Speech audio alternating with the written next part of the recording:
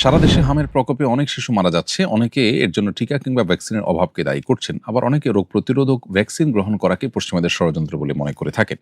এ ব্যাপারে আপনার নামে অনেক ফটোকার্ড চোখে পড়েছে। এটি আসলে কতটুকু সঠিক? কোনো ঔষধ বা ভ্যাকসিনে ক্ষতিকর উপাদান আছে বলে প্রমাণ না থাকা সত্ত্বেও এমন অভিযোগ তোলা কি সঙ্গত? আ খুবই গুরুত্বপূর্ণ একটি প্রশ্ন। প্রিয় দর্শক, ধন্যবাদ আপনাকে এই প্রশ্নটি তুলে আনবার জন্য। এই প্রশ্নের উত্তরে আমরা বলতে চাই, গত ২, ৫ বা ৭ বছর আগেরও আমাদের একাধিক ভিডিও আছে যেখানে আমরা স্পষ্ট করে বলেছি, ইসলাম চিকিৎসা গ্রহণ করাকে অনুপ্রাণিত করে। নবী করিম সাল্লাল্লাহু আলাইহি সাল্লাম অসুস্থ হলে চিকিৎসা গ্রহণ করতে নির্দেশনা দিয়েছেন এবং অসুখ বা রোগবালাই হওয়ার আগে থেকে কোনো রোগ যেন না হয় তার জন্য ব্যবস্থা গ্রহণ করবার ধারণা কিন্তু শরিয়াতে রয়েছে। কালোজিরা বা আপনার আজওয়া খেজুরের যে ফজিলত, সেটি কিন্তু প্রমাণ করে যে অসুখ হওয়ার আগে থেকে এগুলা গ্রহণ করার মধ্য দিয়ে অসুখ যেন না হয় তার জন্য প্রতিরোধক বা আগাম ব্যবস্থাপনা গ্রহণ করা, এটা শরিয়াসম্মত। অতএব মৌলিকভাবে টিকার এই কনসেপ্টটা শরিয়ার সাথে কোনো অসঙ্গতিপূর্ণ বা সাংঘর্ষিক কোনো বিষয় নয়। আমরা কোভিড-19 এর সময় যতটুকু মনে পড়ে আমার, যে আমরা বলেছিলাম পরিষ্কার করে, এবং এ বিষয়ে অনলাইনে নিশ্চয়ই আপনি ভিডিও পাবেন খুঁজে দেখলে, যে তখনও পর্যন্ত যেহেতু কোভিড-19 এর টিকার তেমন কোনো ক্ষতিকর সাইড ইফেক্ট প্রকাশিত হয়েছিল না। যেহেতু আত্মরক্ষার একটা ব্যবস্থা হয়েছে এবং আমাদের কাছে এর ক্ষতিকর কোনো কিছু এখনো স্পষ্ট না, অতএব আত্মরক্ষার জন্য এটি গ্রহণ করাটাই হলো শরিয়া নির্দেশনা এবং শরিয়া সম্মত। অতএব মৌলিকভাবে টিকার পুরো কনসেপ্টটার বিরোধিতা আমরা করেছি, এটা অসত্য। আবার পার্টিকুলারলি এই হামের টিকার বিষয়ে অনেকে আমাদের নামে মিথ্যাচার করেছেন, আল্লাহ তাদেরকে হেদায়েত দান করুন। এ বিষয়ে আমাদের কোনো মন্তব্যই আসলে নেই স্পষ্ট করে বা আলাদা করে পার্টিকুলার এই টিকার ব্যাপারে। তবে হ্যাঁ, আমরা আ উম টিকার ব্যাপারে যে কথা বলেছিলাম সেটা হলো যে, মাঝে একটা টিকা নেয়ার পর স্কুলে মেয়েদের জন্য যে স্পেশাল একটা টিকার ব্যবস্থা ছিল, সেই টিকা গ্রহণ করার পর প্রচুর পরিমাণে নিউজ হয়েছে গণমাধ্যমগুলোতে যে বিভিন্ন জায়গায় বাচ্চারা অসুস্থ হয়ে পড়েছে। এটি একটি পরিস্থিতি।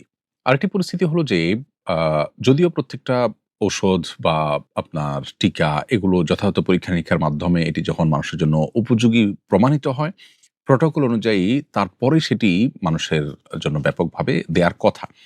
আমরা বলেছিলাম যে কোনো টিকা বা কোনো ঔষধের যদি ক্ষতিকর দিক কারো কাছে প্রমাণিত হয়, প্রকাশিত হয়, সেটা বাচ্চার জন্য, বাচ্চার প্রসঙ্গ এসছে যেহেতু বাচ্চার জন্য বলি, যেহেতু স্কুলে মেয়েদের টিকা দেওয়ার ফলে অসুবিধা তৈরি হয়েছিল, বা বয়স্কদের জন্য হতে পারে। ধরুন এই যে কোভিড-19 টিকার এখন যে সাইড ইফেক্ট গুলো এখন বিশ্বব্যাপী আপনার আলোচিত হচ্ছে এবং উঠে আসছে।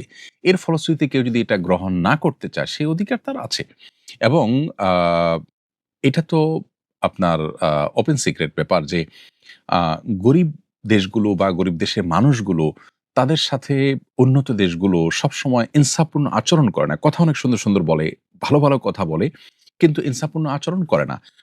সে বিষয়টিকে মূলত আমরা তুলে ধরেছিলাম। আমরা পুরো টিকা গ্রহণ করার প্রক্রিয়াটার বিরুদ্ধে অথবা আপনার পুরো জিনিসটাকেই পশ্চিমা ষড়যন্ত্র বলে আখ্যায়িত করিনি। অতএব এ ব্যাপারে যদি কেউ আমাদের ব্যাপারে কোনো ফটোকার্ড তৈরি করে, কোনো বিশদগাঁঠ তৈরি করে, তাহলে সেটা তার একান্তই বিভ্রান্তি বা আ তার একটা চাপিয়ে দেওয়া বিষয় আমরা বলতে চাই। তবে একজন সচেতন অভিভাবক বা একজন সচেতন মানুষ তিনি ওষুধ হোক, টিকা হোক, যেটা গ্রহণ করছেন সেটা তার জন্য উপকারী না ক্ষতিকর, সেটার কোনো ক্ষতিকর দিক আছে কিনা, সাইড ইফেক্ট আছে কিনা সে সম্পর্কে ওয়াকিবহাল থাকা, সে সম্পর্কে সচেতন থাকা, এটা তার কর্তব্যের অংশ। সেটা তিনি অবশ্যই তার বাচ্চার জন্য, তার নিজের জন্য সেটা বিবেচনা করবেন। কিন্তু মোটা দাগে এই বাচ্চাদের টিকা গ্রহণের এই প্রক্রিয়াটার বিরুদ্ধে আমাদের বক্তব্য যে দাঁড় করানোর চেষ্টা কেউ করেছেন, এটা খুবই দুর্ভাগ্যজনক এবং অসঙ্গত। কোনো ঔষধ বা কোনো টিকা, কোনো ভ্যাকসিন এগুলোর ক্ষতিকর কোনো দিক প্রমাণিত না হওয়া সত্ত্বেও সেটাকে ক্ষতিকর বলা ঢালাওভাবে, এটা অবশ্যই অসঙ্গত কথা এবং এরকম কথা আমরা বলিনি। আমরা যেটুকু বলেছি সেটুকু আমি পরিষ্কার করবার চেষ্টা করেছি। রমজানে অসুস্থ থাকার কারণে রোজা রাখতে পারিনি। এখন ধারাবাহিকভাবে রাখছি। আজ রাতে কাজা রোজার নিয়ত করিনি। সাহরির জন্য জাগ্রতও হতে পারিনি। দিনের বেলা নিয়ত করেছি, রোজা আদায় হবে কিনা? প্রিয় দর্শক, কাজা রোজার নিয়ত সুবহে সাদিকের আগে করতে হবে। অর্থাৎ দিনের বেলা নিয়ত করলে কাজা রোজা আদায় হবে না, তবে নফল রোজার নিয়ত দিনের বেলায় করা যায়। অতএব দ্বিপ্রহরের আগ পর্যন্ত, জোহরের ওয়াক্ত হওয়ার আগ পর্যন্ত সময়ের মধ্যে যদি নিয়ত করেন আপনি, তাহলে সেক্ষেত্রে নফল রোজা হতে পারে। নবী করিম সাল্লাল্লাহু আলাইহি ওয়াসাল্লামের জীবনে এমনটি একবার ঘটেছিল যে দিনের বেশ খানিকটা সময় চলে যাওয়ার পর, ১ম অংশ মূলত এটি চলে যাওয়ার পর নবী সাল্লাল্লাহু আলাইহি ওয়াসাল্লাম নিয়ত করেছেন যে তিনি যেহেতু কিছু খাননি তাহলে তিনি রোজাদার। এটি নফল রোজার ক্ষেত্রে। কিন্তু কাজা রোজা, ফরজ রোজা এগুলো মূলত রাতে নিয়ত করতে হবে এবং দিনের একটা অংশ চলে গেছে তারপর আপনি নিয়ত করলেন, তাতে কাজা রোজা আদায় হবে না। অতএব এরকম রোজা আপনি রেখে থাকলে সেটি নফল হিসাবে বিবেচিত হবে এবং তার সওয়াব আপনি পাবেন, তবে ফরজ কাজা রোজা হিসাবে সেটি বিবেচিত হবে না।